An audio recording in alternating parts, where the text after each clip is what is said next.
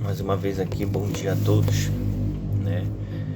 Buscando mais um pouquinho da presença de Deus, da sua palavra, o que Ele tem para nos ensinar. E hoje a gente estaremos meditando aqui no Salmo 51, né? Que fala de arrependimento, né? Confissão e arrependimento.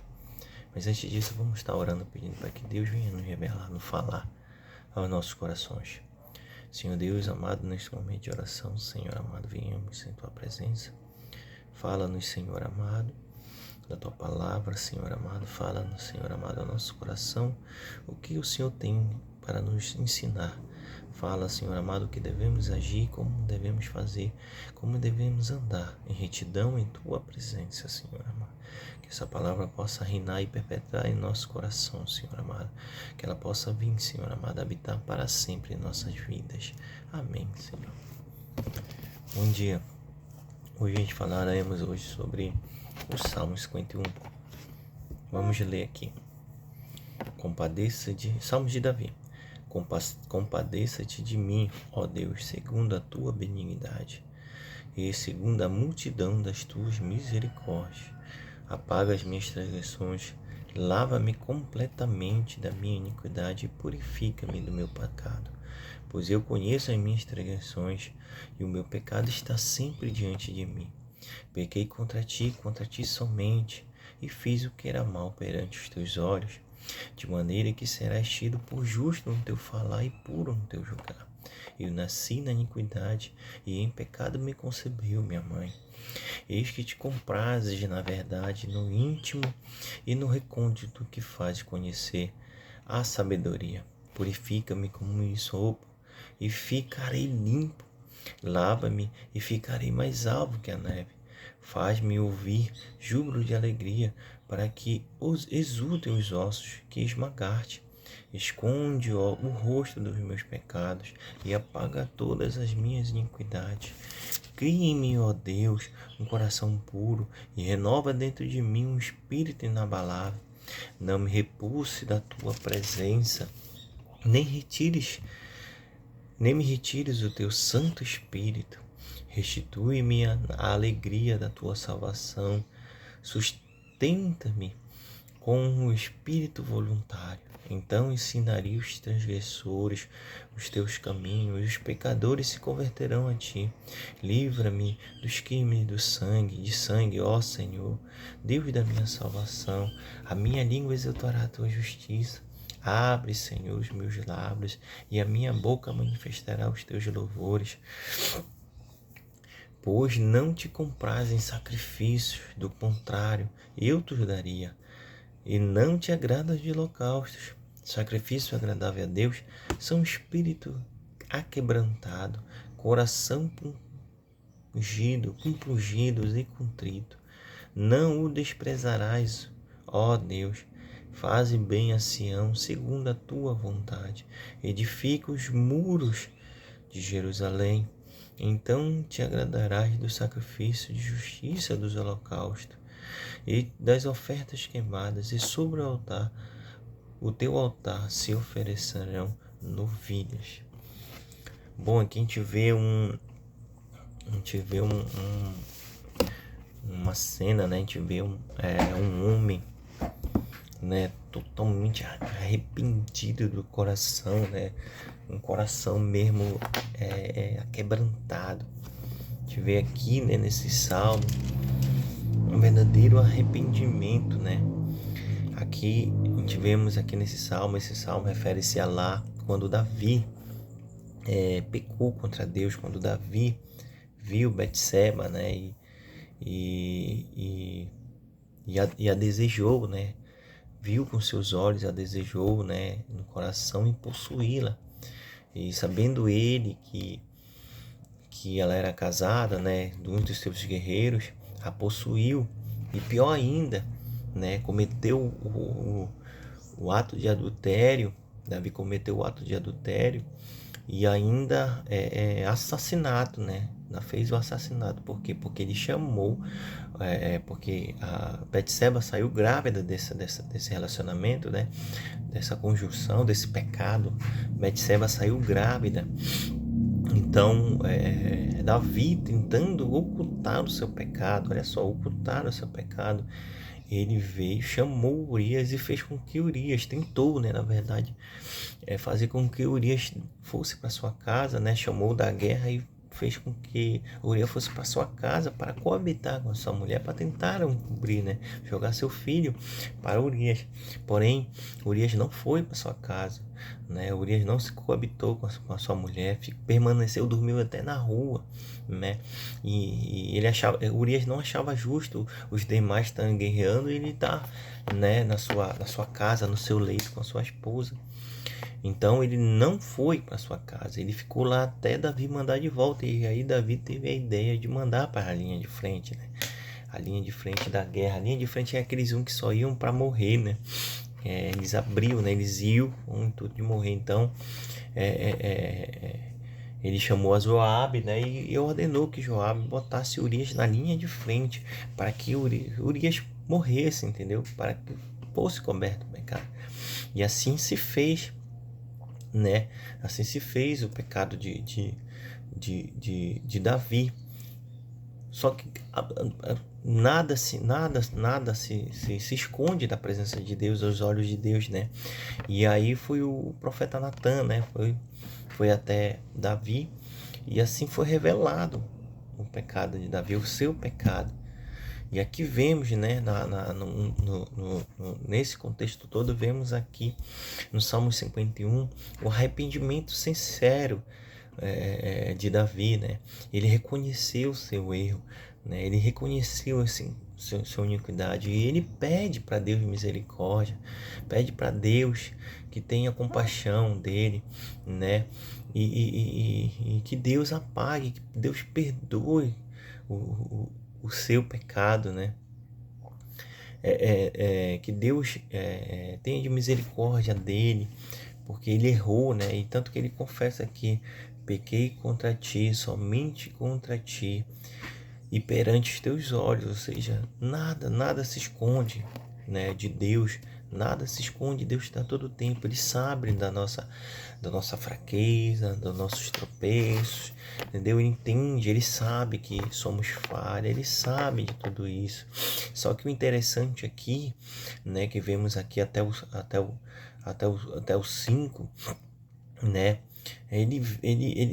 Davi reconhece o seu pecado, as suas transgressões e o melhor, ele aqui nesse momento ele já não oculta, ele entrega para Deus e diz: Senhor, eu errei, confesso diante de ti, ou seja, uma confissão sincera para Deus. Ele confessou: eu errei, eu pequei. Ele não simplesmente disse assim: Senhor, eu cometi uma iniquidade, rei. Não, ele falou do seu pecado, ele entregou: Senhor, cometi adultério, assassinato, Senhor, maquinei, fui um homem extremamente maldoso, Senhor, perdoe a minha iniquidade, as minhas falhas, as minhas transgressões, Senhor amado. E ele reconhece que ele, tanto que ele faz: pequei contra ti, aqui não vale, pequei contra ti, somente a ti. Ele reconhece as transgressões dele, o pecado, e esse pecado estava diante dele, sempre diante dele, né? E ele fala que perante os deuses, né? Perante Deus, né? Os olhos de Deus, Deus assim, perante os seus olhos, né? Deus é justo, o julgamento dele, se Deus julgasse a ele, tudo que acontecesse, que Deus determinasse, julgasse na vida de Davi, seria justo, porque quem errou foi Davi, quem pecou foi Davi, né? E a gente, o ser humano, né? Ele anda no mundo do pecado, no mundo aí largado aí no mundo da iniquidade, e aí quando vinham as consequências, vinha o peso da mão de Deus, ele se vira para Deus e diz: Deus, né? Por que isso, Deus? Por que tu está fazendo isso comigo? Por que tu está me oprimindo? Só que não é Deus que está oprimindo, é o seu jugo, é a sua mão, porque nós cometemos a nossa iniquidade. Davi, por si só, ele já era um homem de mãos sujas de sangue. Né? Davi já era, porque Davi ele era um homem guerreiro de guerra, ele tinha já sangue de muitos homens na mão, tanto que a gente vê que quando que ele quis, né, levantar o templo a Deus, Deus não permitiu, porque ele era um homem de mãos sujas de sangue. Deus disse não, a sua descendência se o fará. E aqui vemos que Davi ele tinha mãos sujas de sangue, né? E aí Deus, ele reconhece isso diante de Deus e coloca tudo isso diante de Deus, porque Deus é puro, Deus é justo para nos julgar. E Deus, ele nos julga com a régua da misericórdia. Deus nos julga como o homem julga o homem. Já pensou se Deus julgasse da mesma forma que a gente deseja, né? Por exemplo, quando a gente vê um assassinato, a gente vê homens furtando, roubando, né? Nós, homens, desejamos o nosso julgamento. Olha, tem que ir para a cadeia, tem que ir, né? Mas só que Deus é totalmente diferente. Ele governa o mundo na sua misericórdia. A sua justiça, né, para com o homem é medido na régua da sua misericórdia. A sua justiça é medida na régua da sua misericórdia. E Deus, ele é misericordioso para conosco. A única coisa que ele nos quer, ele nos pede, né, é que sejamos sinceros com ele, né, que confessamos nosso pecado, que entregamos na mão dele, né, e que seja sinceramente, né, do coração, arrependimento, né, de coração mesmo, né, entrega, né, de totalmente entrega a Deus, né, disposto. Aqui a gente vemos que devemos estar disposto a entrega a Deus, porque Deus, ele quer nos perdoar. Ele já está de braços abertos para nos perdoar. Mas só que nós temos que estar disposto a ir a Deus, disposto a dizer o nosso pecado e receber esse perdão, né? E aí o homem, como fala aqui, né, no verso 5, né, que Davi diz que já nasceu na iniquidade, né, no pecado concebeu a mãe dele.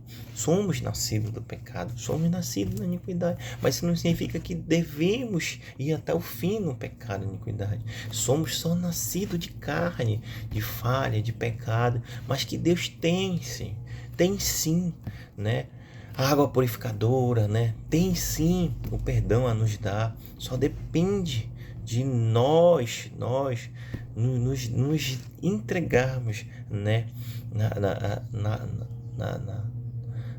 Na presença de Deus, entregarmos, né, para Deus, né?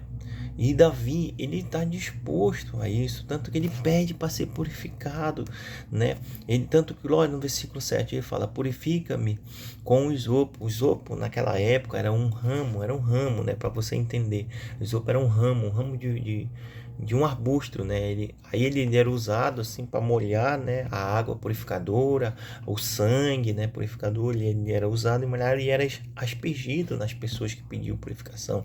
Então Davi se remete a Deus pedindo isso, que o purificasse, que o jogasse o seu sangue, né, o sangue do cordeiro para purificar a água purificadora, né, para que ele pede que ele para ele ser limpo, né? Essa purificação para ele ser limpo, para que ele seja mais alvo que a neve, ele seja brilhante, né? Ele pedia essa purificação para ele ser totalmente limpo, para que aquele lamaçal, aquele sangue que ele tinha na mão fosse, né, jogado nas águas das correntes e fosse embora e fosse esquecido, né? Para ele nunca mais, né, pecar, lembrar do seu pecado, né? Mas ele reconhece que ele é pecador e ele pede aqui que Deus apague as suas iniquidades, que Deus vire, ou seja, não olhe, né? Não olhe o que ele já cometeu, né? O que ele apague, Deus não veja mais o que ele cometeu. E Deus é assim, Deus não olha para trás, ele não olha para trás. Deus quer saber do teu coração contrito, da tua vida íntima com Deus, da tua vida vida espiritual, se você está andando, Deus não olha o que tu fez de errado, se você se arrependeu sinceramente, né, no coração sincero, se arrependeu, pediu perdão e se arrependeu mesmo, e não fez mais, Deus não vai olhar aquilo que tu fez, Deus não vai olhar, aquilo já foi apagado, aquilo já foi, Deus virou o rosto, não vai ver mais. E aqui o desespero de Davi é tão grande, né, que pelo pecado, por ele nascer do pecado, por ele ser carne, ele pede um novo coração, ele pede: Deus, cria um novo coração em mim, cria uma nova criatura, renova, olha só, ele pede um renovo do Espírito Santo. Devemos sim, todo dia nos se ajoelhar, devemos, porque essa palavra é para a minha vida também, devemos nos entregar, se ajoelhar e pedir um renovo. Tem dias que a gente se amanhece abatido, triste, tem dia que a gente amanhece fraco, desanimado. Quantas e quantas vezes eu mesmo na madrugada não consegui me levantar, né?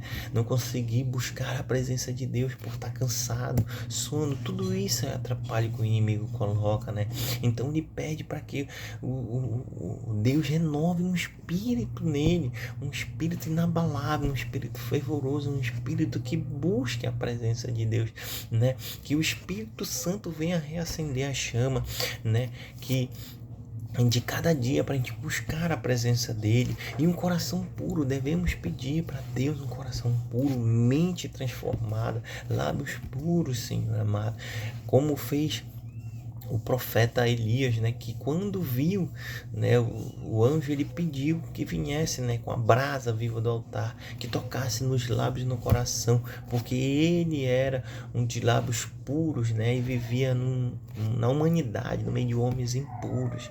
E olha só aqui, Davi ainda mais pede ainda, o medo que ele tem, ele pede para Deus não retirar a sua presença. Olha só, ele não pede, ele pede para Deus continuar com ele, que ele pecou, ele confessa, ele sabe do seu erro, mas ele pede: Senhor, não desista de mim, não tire de mim a tua presença, não saia, não repulse, não me expulse, não me tire da sua presença. E ele acrescenta: nem me retire o Santo Espírito que habita em mim. Ele pede para Deus não virar as costas. Aqui ele pede para Deus não dar a outra face, para que Deus, né, continue olhando, continue tendo misericórdia dele, e para que Deus não retire devido à sua falha, devido à sua iniquidade, para que Deus não retire dele o Santo Espírito que habita ainda nele. E aqui a gente vê nos versos finais, 14 em diante, 13 em diante, ele pede, né, para que Deus purifique ele, para que Deus transforme ele, a vida dele, para que ele seja um verdadeiro servo fiel, amado por ele, para que ele possa, né, ensinar aos iníquos, né, aos transgressores, os caminhos certos. Ensinar como? Com a própria vida, né? Uma vida reta diante de Deus, um homem justo. Com a própria vida ele poderia ensinar os transgressores, os iníquos, eles poderiam ensinar pregando também, né, a palavra de Deus, para que aqueles que também foram os transgressores, os pecadores, se convertam também a Deus, né? Se convertam aos seus pecados, né? Que Deus livre, Deus perdoe, né, os crimes de sangue, né? Que para que o nome do Senhor seja exaltado, entendeu? E aí Davi pede para que tudo isso aconteça, para que ele possa louvar ao Senhor de coração, né? Para que Deus abra os lábios dele, para que ele possa exultar e louvar a Deus. Olha só, aqui é mais incrível ainda aqui nos versos finais, né? Porque não adianta, ele fala aqui de holocaustos, né? Ele fala que Deus não compraz de holocausto. Ele não tem prazer em holocausto. Ele tem prazer em obediência, em serviço, entendeu? Dedicação. A gente vê lá em Samuel, né? A gente vê lá que quando Saul foi à guerra, e Samuel disse que ele ia lá para oferecer sacrifício, mas Samuel atrasou, né? Samuel atrasou E aí Saul foi lá e ofereceu o sacrifício, ele mesmo por conta, sendo que naquela época quem poderia oferecer sacrifício diante de Deus só era o sumo sacerdote. E aí Saul foi lá e sacrificou, além de ter cometido esse erro. Quando Samuel chegou, Saul ainda botou culpa nos seus homens, né? E aí que foi que Deus falou a Samuel: sou eu com prazo com holocausto? Tem prazer Deus em holocausto? Não, né? Deus tem prazer em um coração contrito, mas como ele fala lá, coração contrito, um coração quebrantado, compungido, né? Deus tem prazer, né, num homem que se entrega, né, no, de, se entrega totalmente a Deus, né? Então Deus, ele não tem prazer em sacrifício. Deus tem prazer no no coração, você se dedicar, você é um espírito quebrantado, você se humilhar, né? Isso Deus não despreza. Então ele pede para Deus que Deus transforme a vida dele, Deus transforme o coração dele, Deus transforme que ele possa ser um homem de espírito quebrantado, um homem humilde que busca a presença dele a cada dia, para que os lábios dele possam louvar a Deus, que os lábios dele possam engrandecer, e que as pessoas assim, depois que ele purificado, assim ele possa dar um verdadeiro testemunho, que ele possa dar um verdadeiro ensino, não um ensino hipócrita, né, de boca para fora, mas um ensino sim com a própria vida dele, né, recebendo o perdão, as muitas bênçãos que Deus tem para nos dar, né? Que possamos ser sim como Davi, termos que confessarmos o nosso pecado diante de Deus e um arrependimento sincero, um coração entregue, um coração contrito, um coração compungido, um coração doído, entregar de corpo e alma e mente, né, para Deus, que possamos ser sim como Davi, né, que possamos nos entregar verdadeiramente a Ele, que não que possamos ser homens obedientes para Ele, que não precisamos nos sacrificar, mas que bastamos ser obedientes à sua palavra, né? Que a gente fala em sacrificar depois de ter, assim, o que eu falo em sacrifício aqui, assim, Deus pede, Deus está oferecendo, né? O perdão, o amor. E muitas vezes a gente não quer, a gente preguiça, né? Mesmo às vezes o coração duro, não vou buscar a presença de Deus. E aí nós caímos numa enfermidade. Quando nós caímos na enfermidade, que a gente vai sacrificar o nosso tempo, né? Vamos sacrificar o nosso joelho depois da enfermidade. Ó, para você entender, aí sim é um sacrifício, sendo que Deus pede que só possamos ser fiel, que esse sacrifício não virá. Entendeu? Esse sacrifício que eu falo é depois de ter acontecido, nós não dormir mais, né? Nós nos preocuparmos, aí sim se sacrificar, se ajoelhar, né? Lógico que Deus ele tem